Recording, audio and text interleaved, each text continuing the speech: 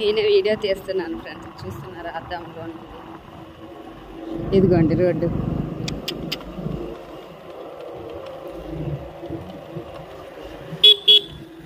ఎంత దూరం అంటే ఎంత దూరం మేము వెళ్తాం, వాకింగ్ చేసుకొని వెళ్తాం.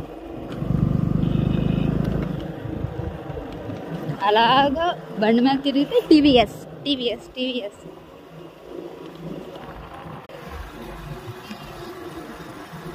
తోటలు, కొండలు అన్నీ ఉన్నాయి. అంత హ్యాపీగా వెళ్ళొచ్చు, ఫుల్గా ఎంజాయ్ చేస్తూ వెళ్ళొచ్చు. కికి కికి కికి కికి కికి కికి